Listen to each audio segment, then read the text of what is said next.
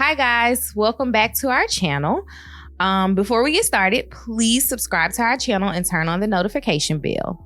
This week we are reviewing Put a Ring on It Season 1, Episode 3. Is this Season 1? Yes. Is it? It's Season 1. This is the premiere season. Oh, okay. Season 1, Episode 3 of Put a Ring on It, and it is titled Letting Go. All right.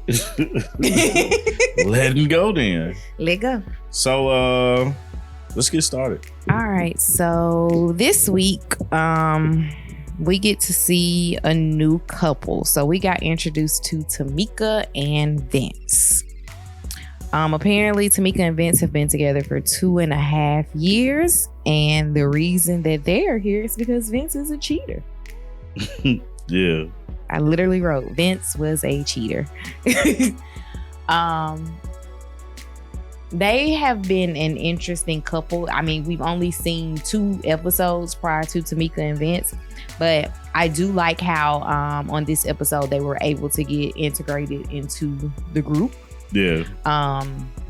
I don't remember the guys having a sit down, but I do remember Ashley and Shay both sitting down with Tamika and just talking about the process and how things worked. So that was very interesting. So this week, it was just the ladies that went on dates, right? Yeah, they just showed the ladies. Yeah, both of them were going on dates. Yeah. But we only got to see the actual ladies go on dates this week. So I'm gonna start off with what I didn't like about Tamika and Vince's, or not Tamika and Vince's date. Yeah.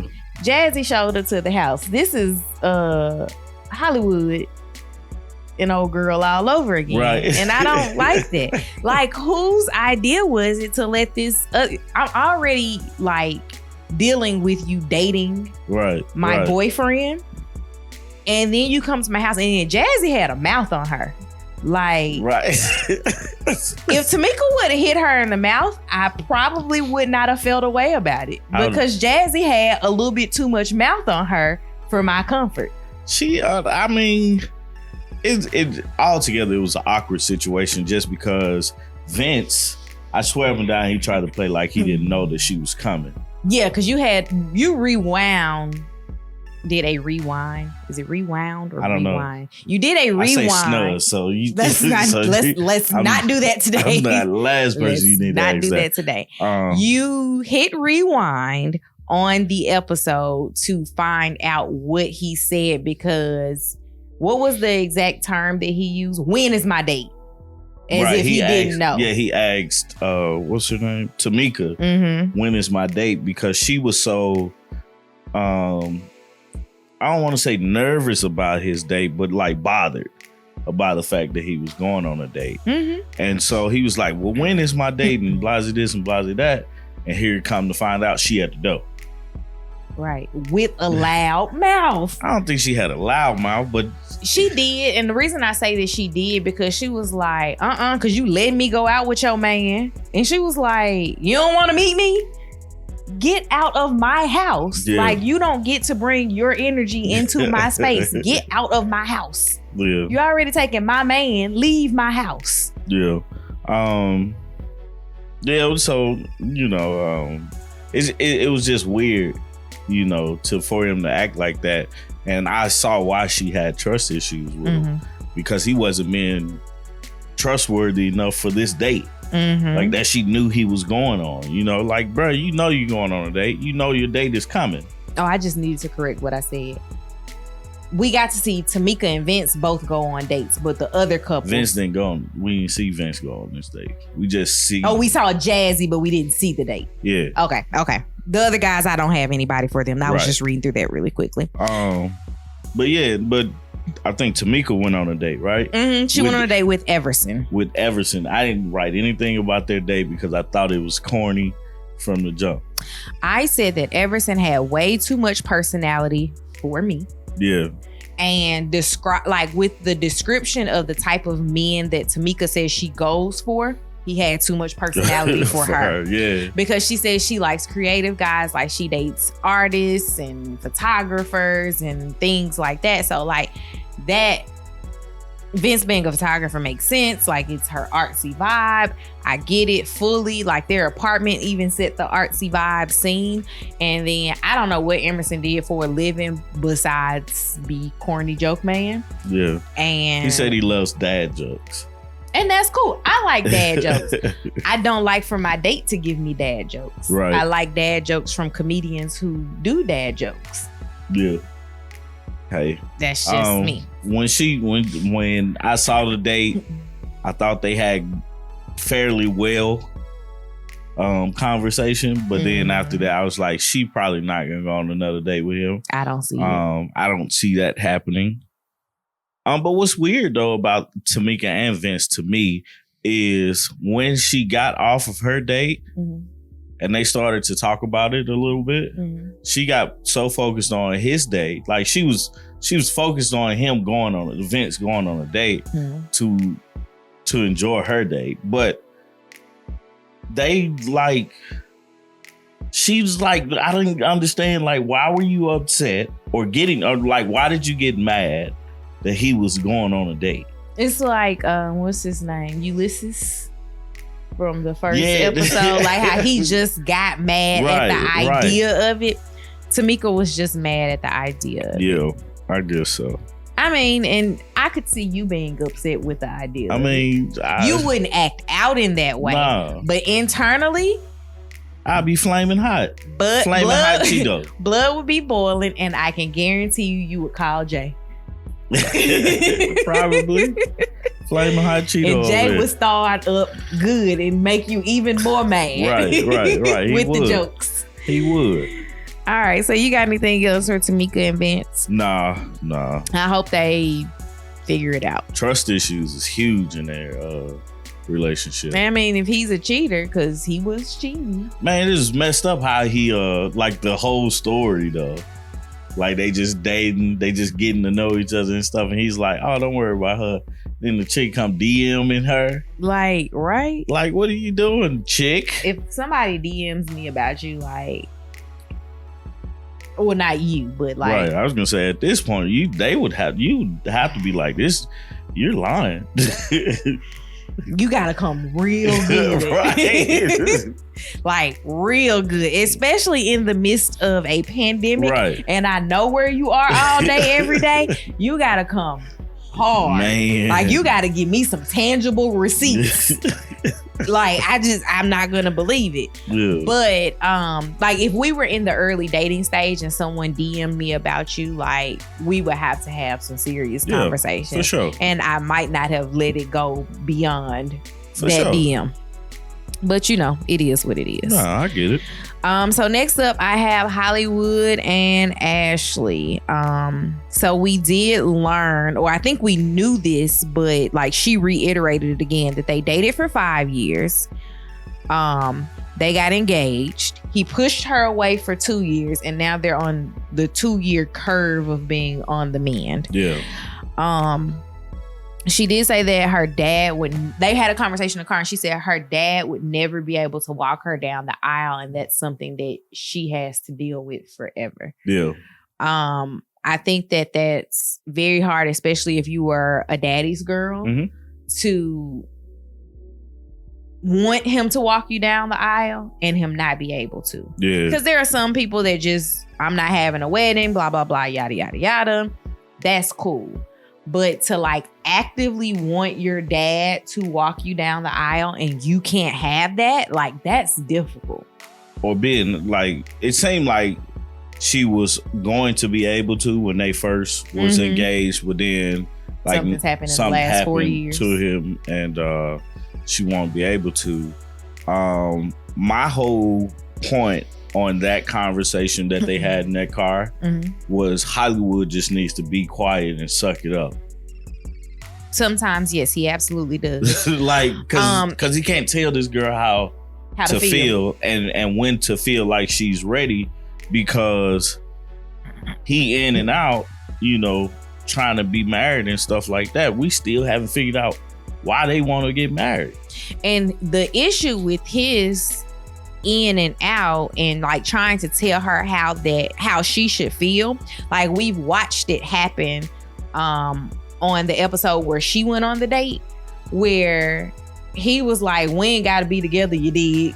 Like, right. You want to marry me, right, but you think you can tell me that we don't have to be together? Yeah. Like, that's not how you get me to say yes. His immediate thing is to go to like the disposal of the relationship. Right. Like, that's not how this works. And I see why you're not married. Because if that's how you respond, I wouldn't marry you either. Exactly. And you could be the greatest guy ever, but if that's your response to marrying me or to being with me, it's not gonna work out. Yeah. I felt like the conversation in the car was a little funny because her accent, her New Orleans accent came out as well. Like hers is hidden a lot better than Hollywood's is, but it came out in that conversation. I think that's also a testament to their careers because he works for himself. Yeah. And so he can be himself fully. She's a paralegal, so she's working in the legal field. Right. Like, she has to like step back and be like, let me pull my professional voice out. So I think that's why like hers can come out when she gets comfortable. Yeah. What you got? Nah, Hollywood just said for her to tell him when she's not mad anymore. I was like, duh. Never gonna happen. Just be quiet, bro. That's all you gotta do. Just stop bringing it up. She gonna tell you, trust and believe, she gonna tell you when she's ready. Now the thing has to be is he gonna be ready? Mm-hmm. You know what I'm saying? Because they still have to look at the situation to be happy with each other. Right. And hopefully it makes sense for them to go date some other people.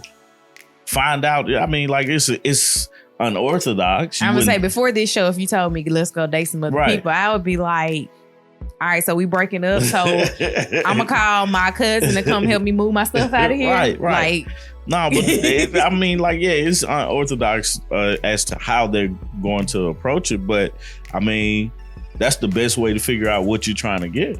Yeah, just figure out what you like and what you don't like. That's very true. And if they're what each other wants. So I get it. I get how it works, but Hollywood just needs to be quiet and let her deal with the emotions that she's dealing with, because what he doesn't realize is he's pushing her away a lot.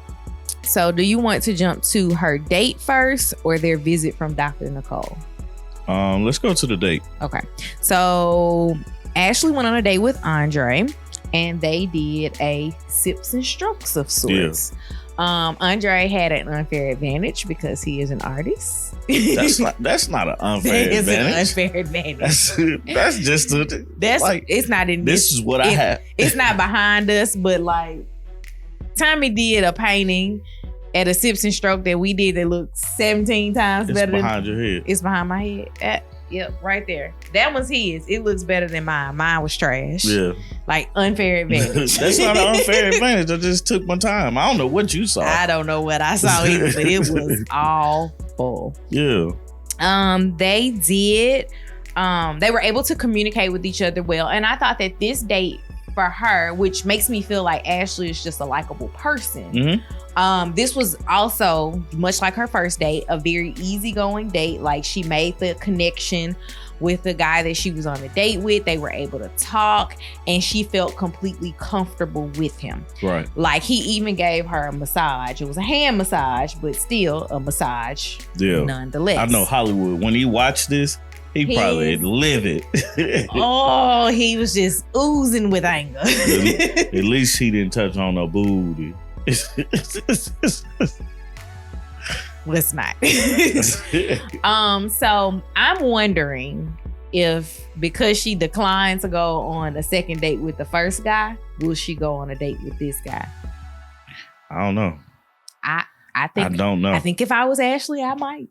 I mean, like, their conversation was good, and how touchy-feely he was, and she was receiving it. So, I mean, she seemed to have liked him. And he wasn't touchy-feely in a bad way. Right. He was like, may I massage your hand?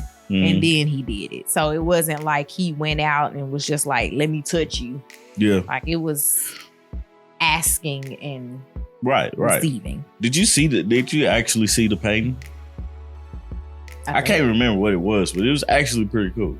Yes, I do remember. It wasn't it like two people kissing? Yeah, it was two people kissing, but it was abstract. Right. Yeah, it was a really nice painting. It was like one person on top of another person kissing. Mm-hmm. Yeah, so I'm gonna take a picture of it and send it to my granddad and be like, "Can we do this? Can you drop me an outline of this and then let me do it? Like, let me have an at-home sips and stroke with Tommy." Yeah, he probably gonna be like, "Nah." So last but not least, we had the visit from Dr. Nicole with Hollywood and Ashley. And we found out that the reason that Hollywood decided to propose to Ashley was because of an ultimatum. He was afraid that he was going to lose her. And it makes sense why he left or why he pushed her away. Yeah. Because if you are only proposing because you think that that's what you have to do to keep this person, then, and you don't really want to get married right then and there, then you're gonna find a way to keep this person like at bay, like where you want them to be, but continue to do you. Right. And that's what he's done. And it made her feel like she had to convince him that she's worth it. You know, and I mean, I don't feel like anybody needs to feel that way, especially with their fiance. You know, you shouldn't have to make the person that you're planning to be with convince them that you're worth being with. Right. Either you're worth it or you're not. And you just, you know, you remove yourself from the situation. She was embarrassed by that proposal. Cause what, like, I don't forgot what she said she was embarrassed for. I think she was embarrassed because they had to call off the wedding. Yeah. And I could see that, like, could you imagine? Because they had already paid for, like, made deposits and invited people. Yeah. Like, could you have imagined, we paid our initial deposit a year out from our wedding. Could you have imagined, like, that Christmas calling everybody and being like, we still together, but we ain't getting married? Nah, I'd have made up some stuff. I wouldn't even want to have a big wedding at that point. I wouldn't have wanted to have a wedding. Like, we would have just showed up married if we were going to get married. Right. So, but I wouldn't have married you. Sorry. Dang. Well, I'm just keeping it honest. If you treated me the way that he treated her, the way that she has described that she was treated, I wouldn't have gotten married. Yeah. That's just what it is. I got you. All right, you got anything else for Hollywood and Ashley? No. All right, last but not least, let's round it on out with Michael and Shay. So, I ain't really have a lot for them. I wrote down that they had dinner and she basically said that she won't be there talking to him in a year if they are not married. And when she said that, I was like, bro needs to get up and leave. He needs to figure out another ultimatum. He needs to figure out how to get out of this relationship, because I don't feel like marriage is such a big step. I don't feel like you need to corner somebody to get married. I mean, okay, so I'm a person who I don't think that I gave it as an ultimatum, but I initially said, and it was probably around the 4 or 5 month mark, that I would not be someone's girlfriend for 5 years. Yeah. I didn't say that you had to marry me. I just said that I was not going to be someone's girlfriend for like 5 years plus. And that was just a blanket statement. And it wasn't you got to marry me because I'm cool.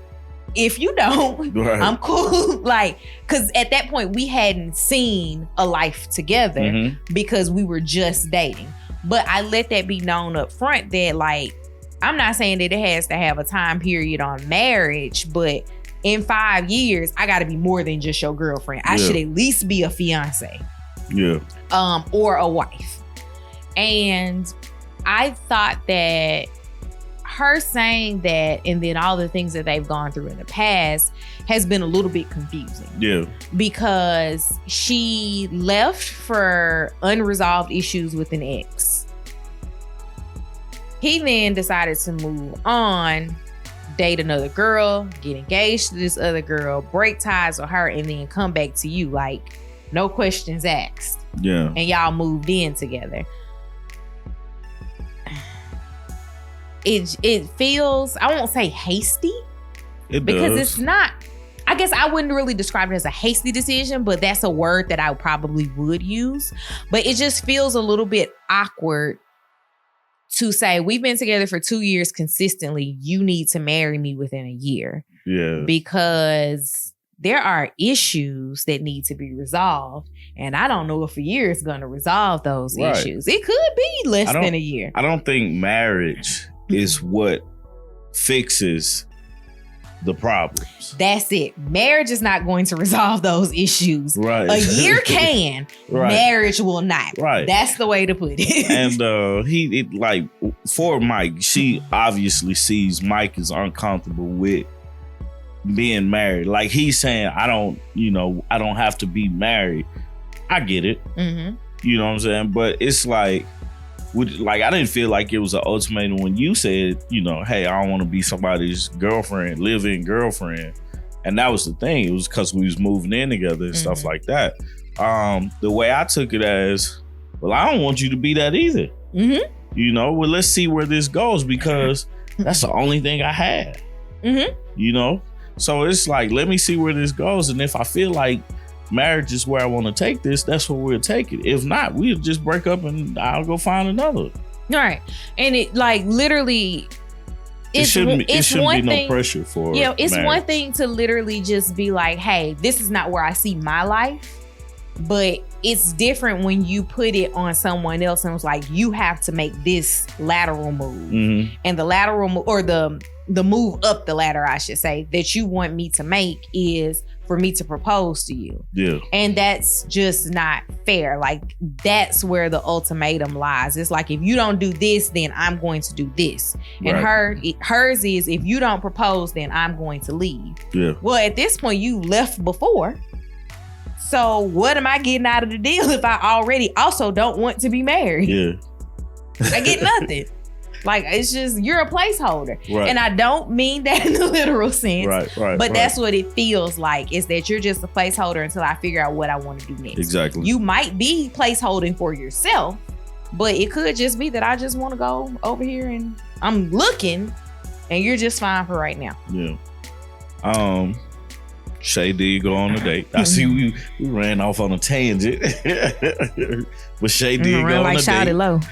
On this episode. She went on a date with Peyton. They went bowling. Yeah. And Peyton said he was looking for a baddie with good energy. All right, Peyton. I mean, state your intentions. Yeah. They looked like they had a nice time bowling. They were able to have conversation. She found a guy that was her size man. Yeah. Because her first date was not. And I'm wondering, I don't think that she had as great of a connection with Peyton as Ashley did with Andre. Yeah. I think that, of course, we didn't get to see the full date, but I feel like if, based on the parts that we saw, if Shay said she wanted to go on another date, it would be to make Michael jealous. I can see that. Not because she was like, oh my God, Peyton's so great. Yeah. Well, Peyton asked about her heart, and that kind of stood out to me because it's like, that's a question you need to know the answer to. But how do you answer that question? Why are you in the relationship? You know what I'm saying? It's like one of those type questions. Like, what are you here for? Mm-hmm. You know what I'm saying? And it can't be because we look good together.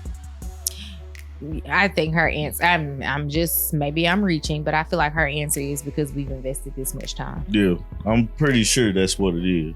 And because I think she's like 27. I don't know how old she is. I think she was in her 20s. Yeah, I would be lying if I gave you a number. And if you're like, for me, being in your 20s and being in a relationship upwards of 2 years, you feel like you're supposed to be with this person. Right. Because like, that's how the fairy tales go. You marry your high school sweetheart. You marry your college sweetheart. You meet this guy, you fall in love, and you marry him in your 20s, and then you get to spend the rest of your life together. And that happens for some people. Yeah. It don't happen for everybody. Nah. And so, because Didn't it does happen for us. We got married in our 20s, though. We did get married in our 20s, and we've known each other our entire 20s, but we weren't together our entire 20s. Nah. And I feel like we are not the standard in that. Yeah. We're an exception to that because like it's weird that our college friends are all friends with each other, but we weren't together in college. But I think that Shay is going to have to sit back and figure out why Michael, why now, and what was it about the ex-boyfriend that she felt like she needed to keep going back to. Yeah. And Mike needs to figure out why. Like, why is he in this situation? What they say, period. But yeah, so. That's all I got. I felt like, man, like, I don't feel like it, like, actually it's a part 2 to the episode. Mm-hmm. And I hate that. Like, I was ready to finish this episode to get to the next one. Mm-hmm. I get it, but, you know, so I guess we get to see part 2 Friday. The guys go on their date. All right. So based on the 3 dates that we saw, +1, and I'm saying the +1 is Jazzy, what do you think is going to happen? How many people who do you think is going to go on another date with that person, and who do you think is going to say no? Well, I think Ashley's the only one that's going to go on the date. Okay. The second date. Actually, yeah. Tamika's absolutely not. Yeah, Tamika's not. I give that a no. Mm-hmm. And then Shay, she probably won't. Just because she don't know how much she's gonna base it off of the conversation with Mike. So how badly do you think Tamika's gonna act out when he comes back home? Oh, she's gonna be terrible. He's gonna have the worst time coming back, and the date is not gonna go well because Jazz is gonna say something about this girl. Probably. Because, I mean, that's just it's an icebreaker. So, I mean, like, he probably will have a good time with her. But when he come back, he's not gonna have a good time with Tamika. He's definitely not gonna have a good time with Tamika, man. It's gonna be a rough night ahead of him, man. I agree. You got any other predictions for the rest of this episode? Like for the second part? No. All right. Well, please subscribe to our channel, turn on the notification bell, like this video, comment down below in the comment section, and follow us on social media. August Love Story on Facebook and Instagram, and our Instagram handles are listed below in the description box. Anything else? Nope. All right. Bye.